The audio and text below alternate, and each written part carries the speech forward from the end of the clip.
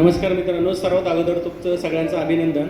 तुम्ही 30 दिवसाचा कोर्स अतिशय चांगल्या पद्धतीने केला आहे असं आता तुमच्या 4-5 लोकांनी मला इथे सांगितलं आहे. आता बऱ्याच जणांचं असं म्हणणं पडलं की मी दिल्लीला गेलो, इथे गेलो, ट्रायलमध्ये फेल झालो. बरोबर, त्याचं कारण त्याच्याकडे लायसन्स पण असेल. परंतु आता मी एक RTO म्हणून अगोदर ज्यावेळेस आम्ही काम करायचो, आम्हाला ग्राउंड एवढं अवेलेबल नव्हतं, एवढे ट्रॅक अवेलेबल नव्हते. आता ही जी संस्था आहे IDTR, या ठिकाणी तुम्हाला अशा ट्रॅकवर प्रॅक्टिस करता आली. आम्हाला तर ट्रायलला ते मिळतातच, तो भाग वेगळा, परंतु तुम्ही प्रॅक्टिसच त्यावर केलेली आहे. म्हणजे तुम्ही आता इथून पुढं ट्रायलला गेल्यानंतर जसं त्यांनी सांगितलं की मी पोलीस डिपार्टमेंटला गेलो होतो, त्यांचा ग्रॅडियंट म्हणजे मागं आले, मग ते नापास झाले. म्हणजे हे जे असे ग्रॅडियंट असू द्या, H असू द्या, 8 असू द्या, हे जे सगळे तुमची प्रॅक्टिस इथं झालेली आहे. आता कोणीतरी बोललं की फक्त मोकळ्या मैदानात झालं, पण आम्हाला माणसांमध्ये नेलं नाही. डायरेक्ट माणसांमध्ये नेलं तर काय होईल? हां, म्हणजे दुर्घटना होईल. तर तुम्हाला इथं एकदा तुम्ही ट्रेन झालेत की तुम्ही बाहेर जाऊ शकता. एकदा तुम्हाला क्लच ब्रेक सगळ्या सिस्टीम माहीत झाल्या की माणूस मग हळूहळू जसं लहान मूल जेवायला शिकतं तसं तुम्ही बाहेर गेल्यानंतर सगळ्या गोष्टी शिकणार. आणि तुम्हाला इथं डिफेन्सिव्ह ड्रायव्हिंग पण शिकवलं आहे. डिफेन्सिव्ह ड्रायव्हिंग म्हणजे काय की तुम्हाला स्वतःला तर गाडी चांगली चालवता येतेच, परंतु समोरचा जर चुकला तर तुम्हाला त्याचाही बचाव करायचा आहे आणि तुमचा पण बचाव करायचा आहे. अशा पद्धतीने तुम्हाला इथं स्किल दिलेलं हे खूप महत्त्वाचं आहे. तर ह्या सगळ्या गोष्टीचा तुम्ही तुमच्या भविष्यामध्ये उपयोग करा. त्यानंतर असा एक मुद्दा निघाला की बाबा आम्ही सगळे फॉरेनला जाणार आहेत, आता इथं कोणीच थांबणार नाही असं मला वाटलं. तर मग युक्रेनला जागा आहेत, त्याच्यानंतर इराणला काही जागा खाली आहेत, कोण कोण जाणार मला सांगा.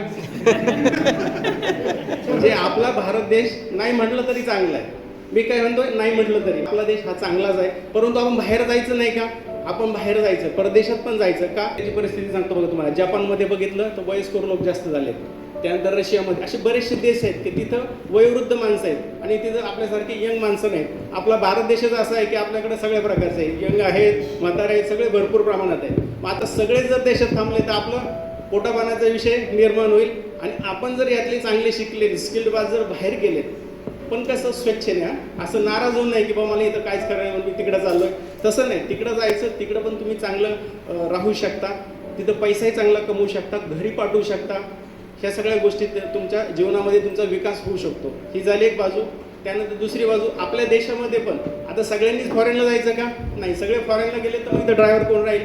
जसं आता ह्या मित्रांनी सांगितलं की बाबा आपलं जसं शरीर आहे, शरीरामध्ये जशा आपल्या रक्तवाहिन्या आहेत, तसं त्या रक्तवाहिन्यांमधलं ते रक्त आहे जे आपल्यावर आपण पूर्ण बॉडी चालते. म्हणजे मी आता तुमच्या समोरही बोलतो तर याचं कारण बॉडीतलं रक्त आहे, बरोबर आहे. तर तसं हे जे रक्त आहे, म्हणजे हे जे ट्रक्स, कार वगैरे हे जे चालतात, आपण ह्या दर्जाचं हे सगळं ट्रान्सपोर्टेशन आहे. इतकं महत्त्व असताना जर सगळे बाहेर गेले तर आपला भारत देश कसं चालेल? कधी जर स्ट्राईक केलं बघा, संघटनांनी जर कधी स्ट्राईक केलं तर आम्हाला लगेच पत्र निघतं की पटकन जा मार्केटला, काय परिस्थिती बघा, लोकांच्या खाण्यापिण्याचा कोठा आहे की नाही, हे सगळं आम्हाला ॲनालिसिस करावं लागतं डिपार्टमेंटचा भाग म्हणून. तर इतकं महत्त्व ट्रान्सपोर्टेशन आहे. जसं त्यांनी सांगितलं की बाबा ड्रायव्हरवर सगळं आहे, अगदी खरं आहे, ड्रायव्हरवर सगळ्या गोष्टी आहेत. आपल्या देशातही चांगले ड्रायव्हर राहिले पाहिजे आणि तुम्हाला जे स्किल शिकवलं याचा उपयोग रस्त्यावर झाला पाहिजे. नाहीतर तुम्ही सगळे शिकलात आणि जर रॉंग साईड जर ट्रक घेऊन चाललं तर काय उपयोग आहे?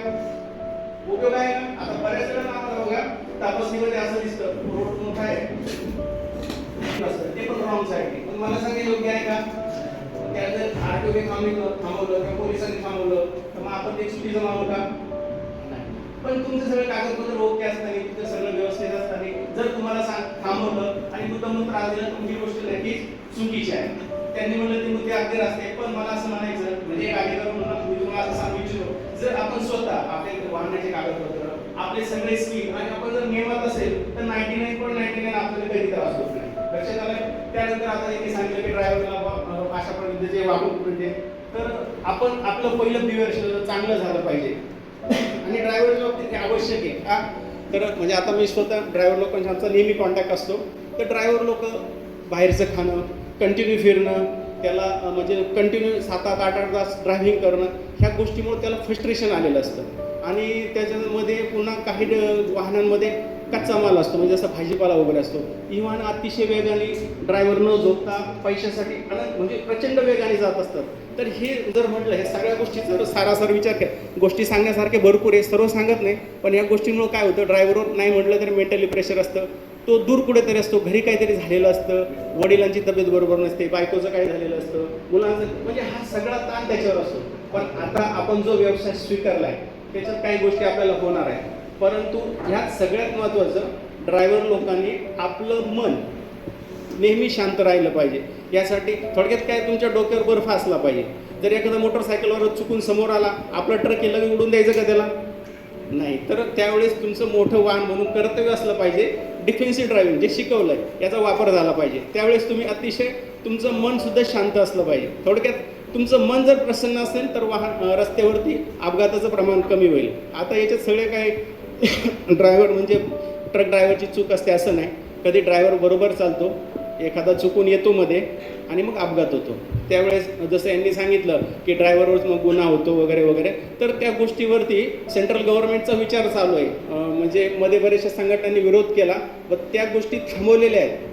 त्या लागू झालेल्या म्हणजे कायद्यात आहेत परंतु अजून त्याच्यावरती थांबवलेलं आहे. कारण त्या काही गोष्टी रास्त आहेत, त्याच्यामध्ये काही चुकीच्या आहे काही रास्त आहे. तर त्या पद्धतीने कायद्यामध्ये हे करून आता त्या आपल्या हातातल्या गोष्टी नाही. बरोबर, यांनी इथं मांडलं म्हणजे हे त्यांच्या मनातली खतखत आहे. आता मी पण एक ऑफिसर आहे, मला काही गोष्टी बरोबर वाटतात काही चुकीच्या वाटतात, परंतु हे आपल्या हातामध्ये नाही.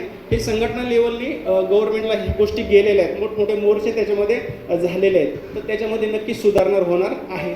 परंतु कायदा होण्यामागचा जो दृष्टिकोन असतो की आपली जबाबदारी, आपलं मोठं वाहन आहे, आपण जबाबदारीने चाललं पाहिजे आणि ती जबाबदारी तुमची कधीही संपणारी नाही. लक्षात आलं? तर ह्या सूचना आणि मोटर वाहनाचे जे काही निवडे नियम आहेत आपले कायद्याचे, सिग्नल्स, त्याच्यानंतर वाहनासंदर्भ इंडिकेटर, लाईट्स वगैरे, नाहीतर बघा काय काय ट्रक ड्रायव्हर असे 4-4 मोठमोठे फोकस लावतात. हे बरोबर आहे का? त्यामुळे छोट्या वाहनाला गाड्या तुमचं काही दिसत नाही, त्याचे अपघात होतो. तर असे जे छोटे छोटे नियम आहेत हे तुम्ही पाळतालच, कारण तुमचं जे ट्रेनिंग झालेलं आहे हे परफेक्ट झालेलं आहे. तुम्ही या गोष्टीचं पालन करताल आणि तुमचं जीवन उज्ज्वल करतात याची मला गॅरंटी आहे. माझे शब्द 2 शब्द तुम्ही ऐकलेत त्याबद्दल धन्यवाद.